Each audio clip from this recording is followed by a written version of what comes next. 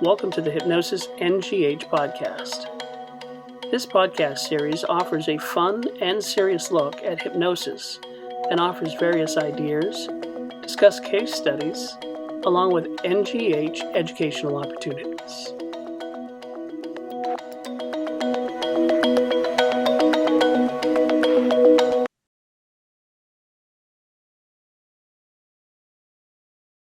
This is the largest convention in the world. So people from all over the world come here. It's a great place to meet people. I love sharing my courses and my ideas. I always have wonderful classes with wonderful people. So people should spread the word and come here because it's the best. I come to the conference every year since 1996. It's the place to be for anyone in the profession or wanting to come into the profession of hypnosis. I'm here today just to enjoy being here for the conference, and I'm teaching and have a booth here to share my products and my books and things that I enjoy because I love being a hypnotist. I'm here. I've been teaching at the convention for a few years, but coming to it longer. It's the best place to be, to meet hypnotists, to exchange ideas. I come here to make sure that I learn more cutting-edge techniques, to recharge my batteries and with like-minded people, and to network with people from around the world that I have no other opportunity to really get together with except when we all gather at this time. It's not here to build myself up, it's to help everyone else build themselves up. Vast number of people that are here, the vast level of experience, all the different approaches. There isn't anybody here I don't think that I can't learn something from. You have to come. I'm already going to make plans when I get back to come to next year's conference. Bring your mind, bring your heart, be prepared to use what you find. I would say you definitely gotta go because it is the biggest, the best. I always learn probably way too much, but it keeps me going. I swear I learn so much that it kind of keeps me going for like the next 6 months. Oh, definitely come. This is the place to be in August, and if you're really serious about your work and you really love your work, which most of the people here do, you need to have that interaction with other hypnotists, and there are so many new things and new techniques and new ideas coming out for hypnosis. Hello, and welcome to the Hypnosis NGH podcast. I'm Eric Damon with the National Guild of Hypnotists. We enjoy highlighting NGH members and their hypnosis practice from all around the world here on our podcast. So please welcome from Manhattan, New York, consulting hypnotist, Alexander Ivlev. Now you're a consulting hypnotist.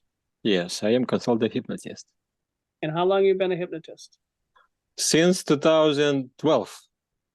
2012. Now I read the little background that I got from you, and you were born in Russia.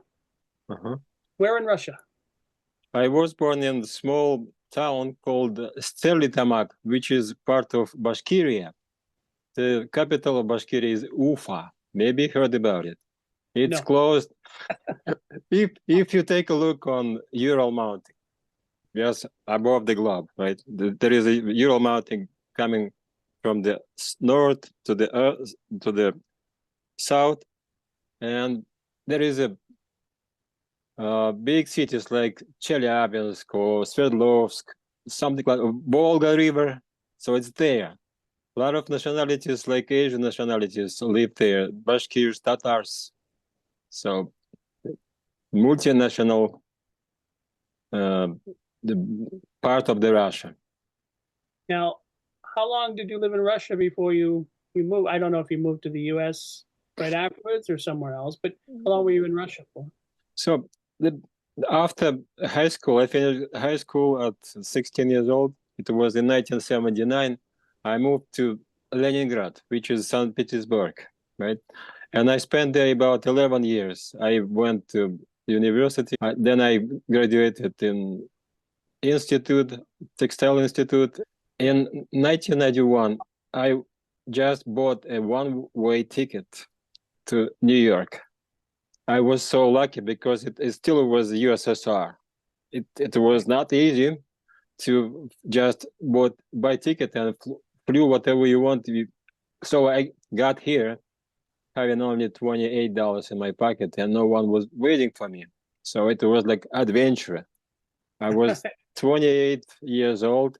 My wife and my son stayed in St. Petersburg waiting for whatever I could help and to bring him here.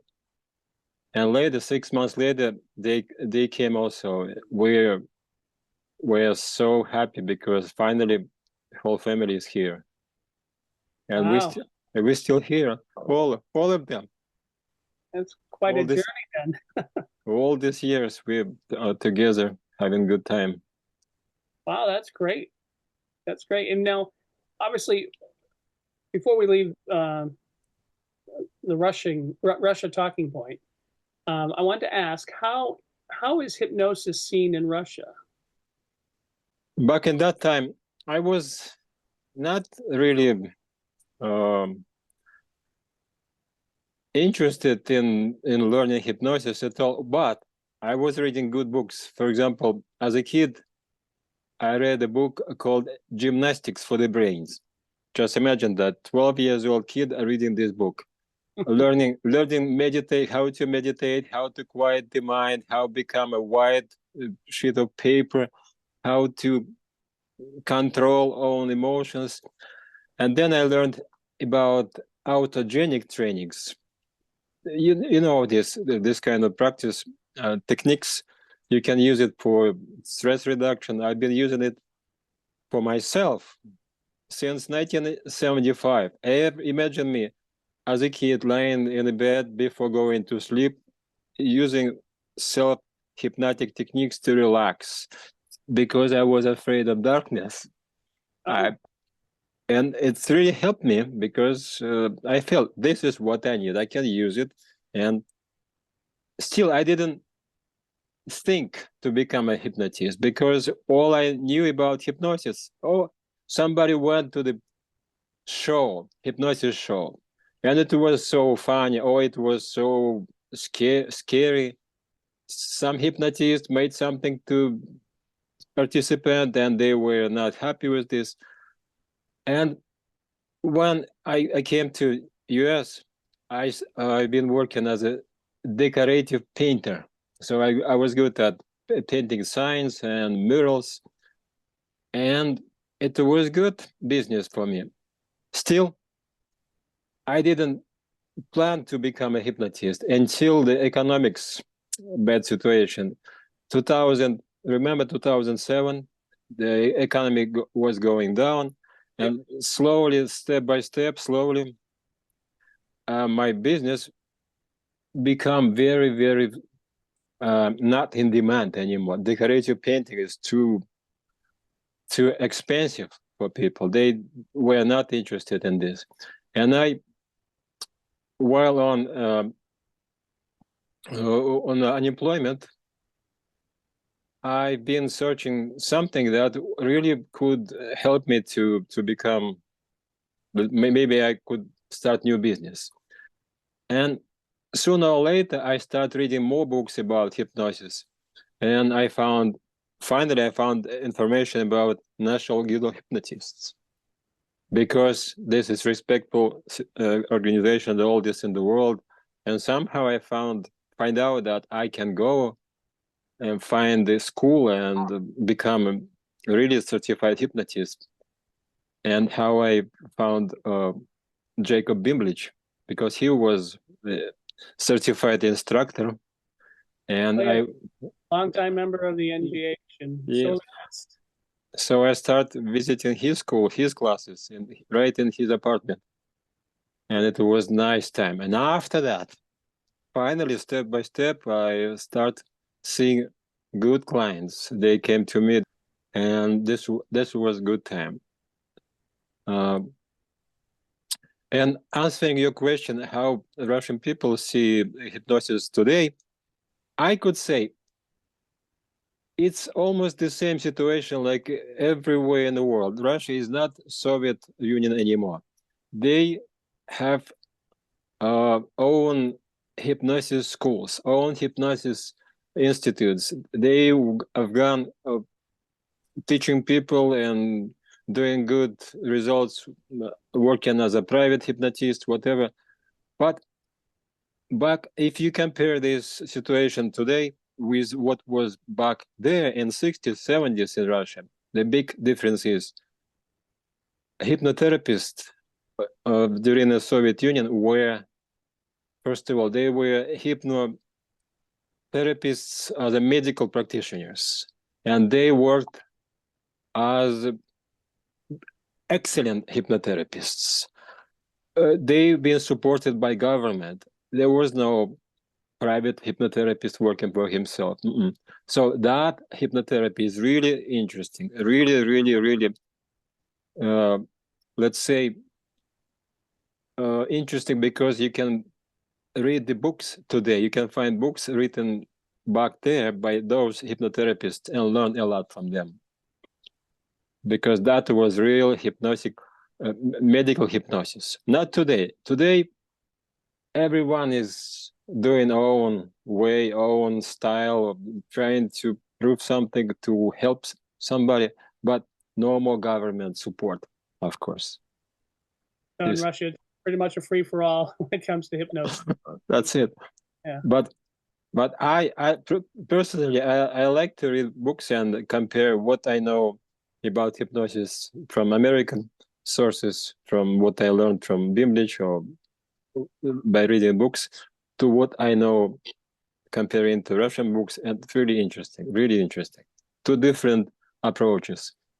I'm sure there is. I mean, we have obviously we have members all around the world, including Russia. So it's interesting that you know, the difference. But like you said, it happens no matter what country you're in. There's always something. Yeah.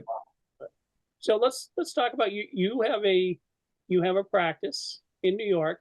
Where in New York? It's Manhattan, in Manhattan, Upper West Side. It sounds great, I mean, to you and for other people, good location. But I was lucky because I found the office. So 13 years ago, really good office, but it was tiny office, really small office, part of the big office. And someone just shared with me that office, and I'm still there, paying not too much. It's really, I like it. And now after all these years and all your training, and obviously you must have a good set of clients. What is the what do you deal with best when it comes to clients? Weight loss or stop smoking? Or, obviously you can deal with everything as a hypnotist, but yes, gotcha. I remember I was presenting the class or convention called "Rapport is the Foundation of Successful Hypnosis." So I'm trying to pay attention. If there is a rapport, I can help a client with anything, almost any issue. And by experience, I know I help people with anxiety, panic attacks, alcohol problem. And so I'd say number one specialty is alcohol problem. I help a lot of people just doing one session. Then I helped with a sleep problem. And smoking, of course, a lot of smoking, but my specialty is alcohol and sleep problem and panic attacks. That's it. And that's the most that most of the issues that you deal with. But Yep. As we know, a hypnotist can work with everyday problems that they have. So I mean, it's amazing how you've been able to establish yourself in New York and kind of go through that roller coaster, if you will, of how you got there and met Jacob. You ended up taking his course, even though you took the other one prior, right?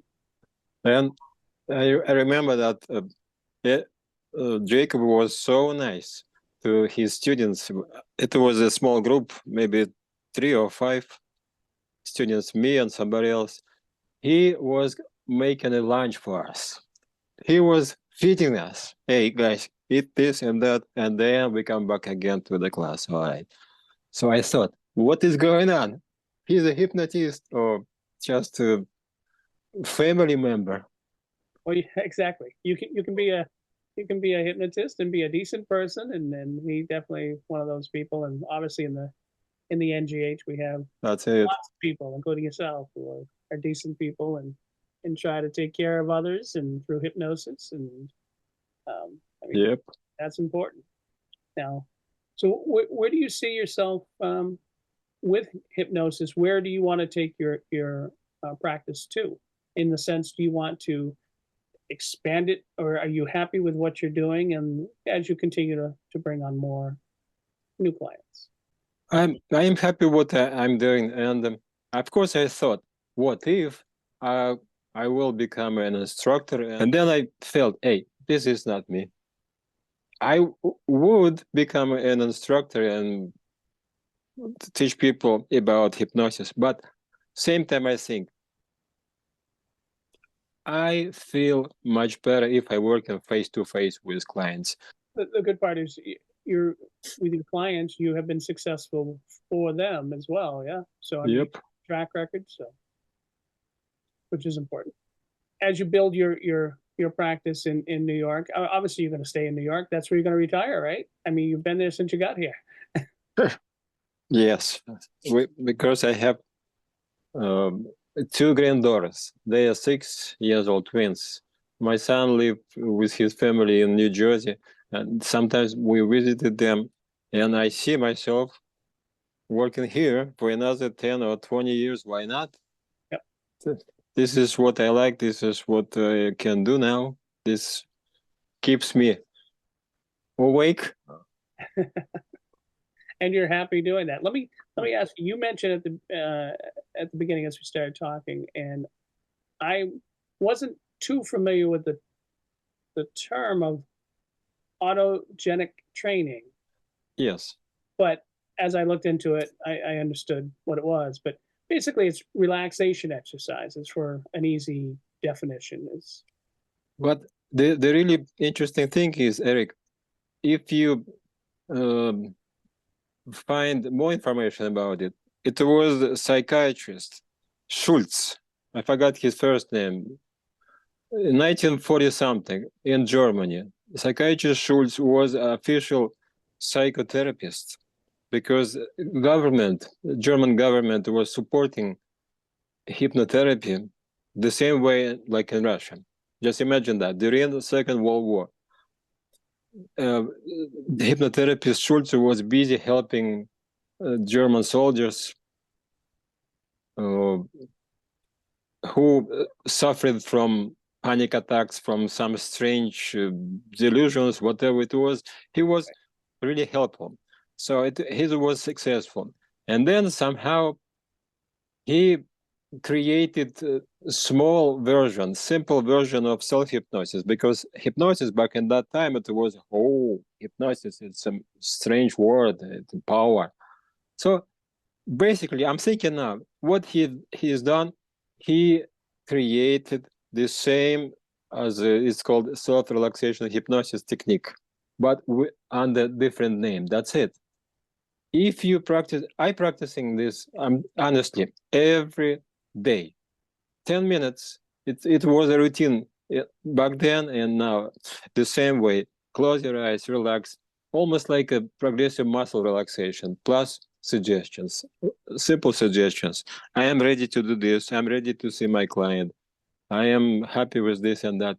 It helps to keep your mind focused. That's it. So basically, it's a hypnotic technique, but it's called autogenic training, and people get interested. Oh, it's not hypnosis, something better, something powerful. Okay, go ahead, learn, practice.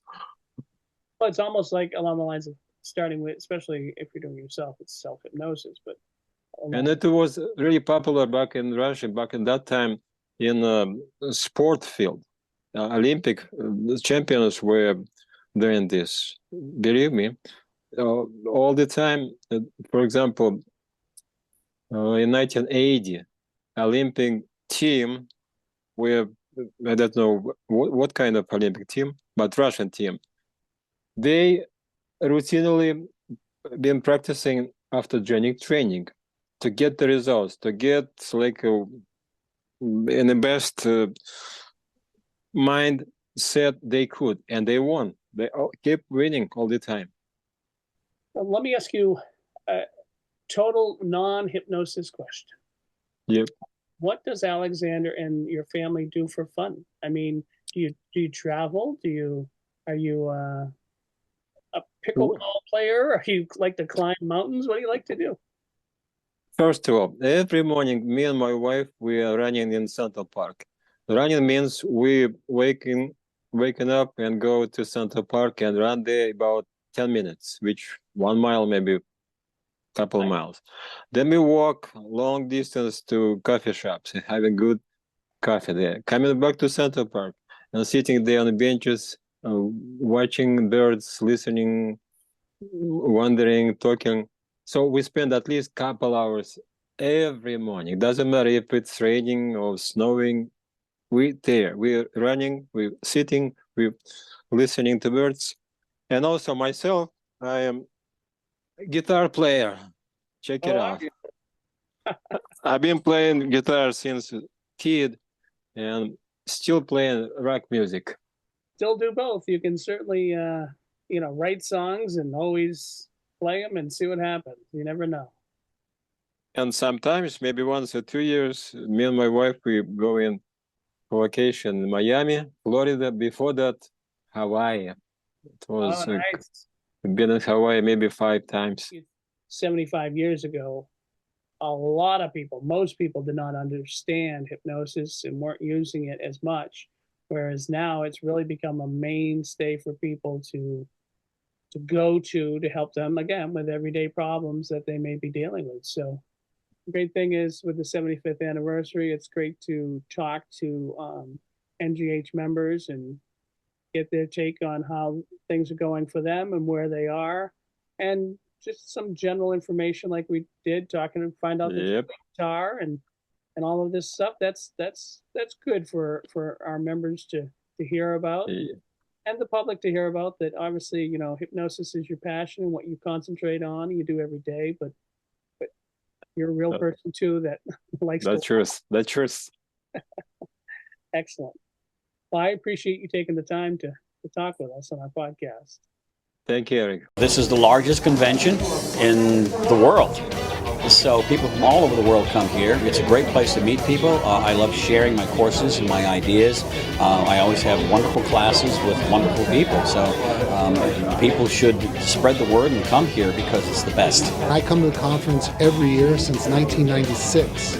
It's the place to be for anyone in the profession or wanting to come into the profession of hypnosis. I'm here today just to enjoy being here for the conference, and I'm teaching and have a booth here to share my products and my books and things that I enjoy because I love being a hypnotist.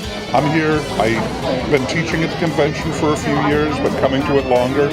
It's the best place to be to meet hypnotists, to exchange ideas. I come here to make sure that I learn more cutting-edge techniques, to recharge my batteries and with like-minded people, and to network with people from around the world that I have no other opportunity to really get together with except when we all gather at this time. It's not here to build myself up, it's to help everyone else build themselves up. Vast number of people that are here, the vast level of experience, all the different approaches. There isn't anybody here, I don't think, that I can't learn something from.